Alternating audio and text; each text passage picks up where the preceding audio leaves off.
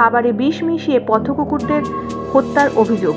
New টাউনের অভিজাত আবাসনের সামনের ঘটনার প্রতিবাদে রাস্তায় নামেন টলিপাড়ার অভিনেতা, অভিনেত্রী, পশুপ্রেমী সহ সমাজের বিভিন্ন স্তরের মানুষ।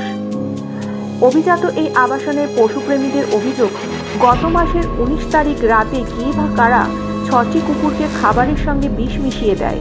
এরপর তারা খবর পেয়ে বিভিন্নভাবে চিকিৎসা করালেও অবশেষে 4টি কুকুর মারা যায়। মৃত কুকুরগুলি তাদের খুবই আদরের ছিল বলে জানা গিয়েছে। এই ঘটনায় টেকনোসিটি থানায় লিখিতভাবে অভিযোগ জানানো হলেও দোষীরা এখনো পর্যন্ত চিহ্নিত হয়নি। যদিও পশুপ্রেমীদের অভিযোগ আবাসনের একাংশের মানুষের দিকে, কারণ কুকুরদের খাওয়া দাওয়া নিয়ে আবাসনের কিছু মানুষই বিভিন্ন সময় বাধা দেওয়ার চেষ্টা করতেন।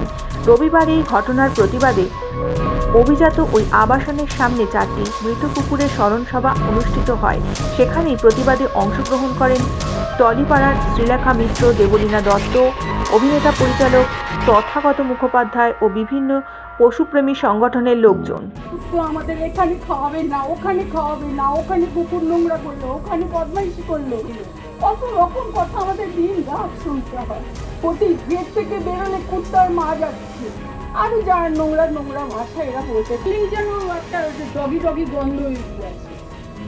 আমি কি বলবো, সবাই যখন জানে এদেরকে নিয়ে ঘুরবে ফিরবে বেড়াবে, আর আমাদের এই ছোট্ট বাচ্চাগুলোকে এদেরকে বড় বড় দামি দামি কুত্তা নিয়ে এসে একটু মারো, একটু ভালো, এদের জন্য কিছু তো করুন, সবাই আসুন, সবাই আমাদের সাথে। ঘটনাটা বলার মতো অবস্থা নেই, আমার বলতে পারছি না।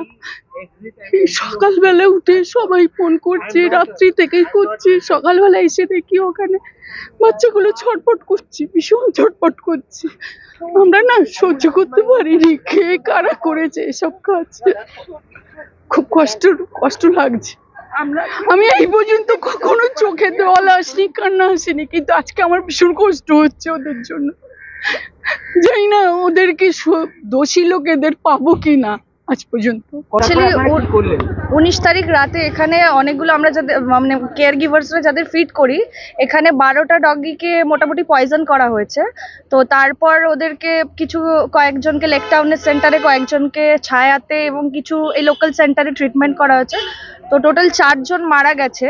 সেখানে আপাতত একজনের অবস্থা ভীষণ খারাপ, এনি মোমেন্টেও মারা যেতে পারে। আর বাকি যেই কয়েকজন রয়েছে 6 জন ছায়াতে, তাদের অবস্থা একটু বেটার, কিন্তু সুস্থ হতে অনেক টাইম লাগবে তাদের। তো আপনারা কি পদক্ষেপ নিলেন বা আজকে আপনারা কি করছেন? তো এই ব্যাপারে পুলিশকে জানানো হয়েছে, তারা তদন্ত করছে। এখনো অবধি তো মানে যখনই যা জানা হচ্ছে তারা বলছে না আপডেট দেবে, বাট এখনো অবধি সেরকম কিছু জিনিস আমরা লক্ষ্য করিনি। বাট আজকে ওদের মারা গেছে 4 জন, ওদের জন্য আমরা একটা ছোট্ট একটা মানে শোক সভা মতো। হ্যাঁ, যেটা একজনের পোস্টমর্টম হয়েছে সেটা রিপোর্ট আসতে 15 ডেজ টাইম লাগবে, সেটা এখনো 15 ডেজ হয়নি, তো আসেনি রিপোর্টটা। তো আজকে আপনারা কি করছেন? আজকে একটা শোক সভা টাইপের আমরা ছোট মতো করে আয়োজন করেছি।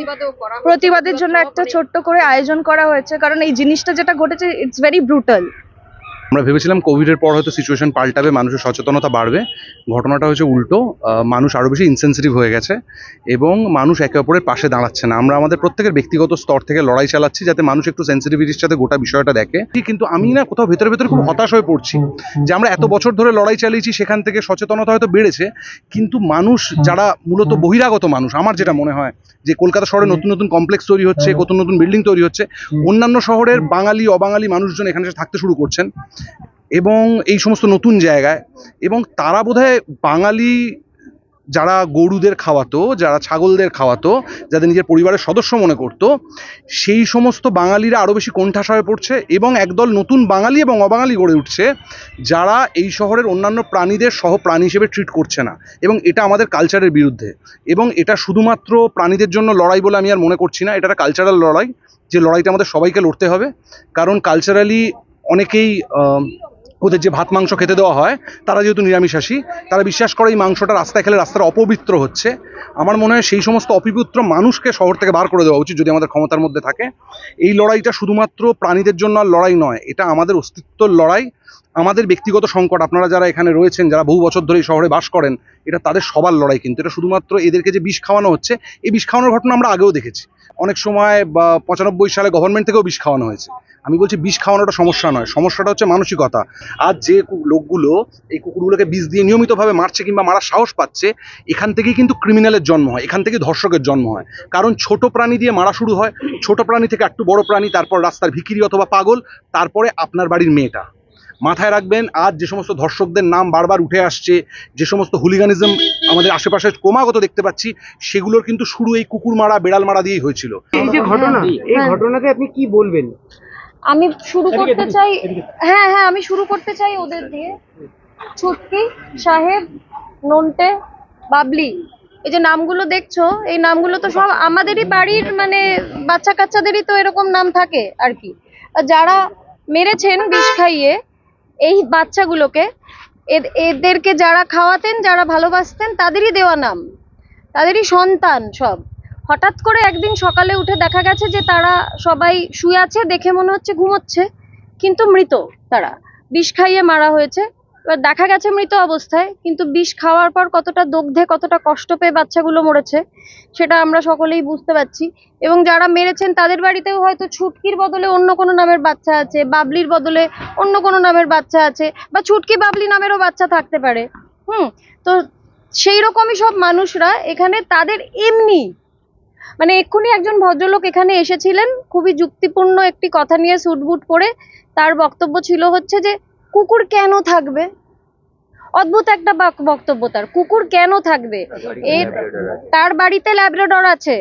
এবারে কুকুর কেন থাকবে একটাই উত্তর, কারণ কুকুরের সাংবিধানিক অধিকার রয়েছে থাকার, তাই জন্য কুকুর থাকবে। এবং ওনার জাস্ট কেন থাকবে মনে হচ্ছে বলে ওনারা ঠিক করেছেন ওনারা বিষ খাইয়ে মেরে দেবেন। আমরা এটা 19 তারিখ সকালবেলা জানতে পারি যে আগের দিন কুকুরগুলো ভালো ছিল, সেখান থেকে সকালবেলা আমাদের ওই Kolkata street dog welfare foundation থেকে এখানে ফিডিং করানো হয়। তো ফিড করাতে এসে দেখছে কুকুরগুলো ওই অবস্থায় পড়ে রয়েছে। তো ইনিশিয়ালি আমরা যেটা চেষ্টা করেছিলাম যে ওখানে একটা এনক্লোজার করে, মানে এখানকে আমাদের ইডেন কোর্ট থেকে প্রচুর লোকেরা যারা ডগ লাভার রয়েছেন তারা এখানে একটা এনক্লোজার করে চেষ্টা করেছে যে ইনিশিয়াল ট্রিটমেন্টটা দেওয়া। তারপরে বিভিন্ন হাসপাতালে তাদেরকে ভর্তি করা হয়েছে, 4 জনের ডেথ হয়ে গেছে আনফর্চুনেটলি, আর বাকিরা সাফার করছে এখনো, স্টেবল কিন্তু not out of risk. Bureau report, news 24।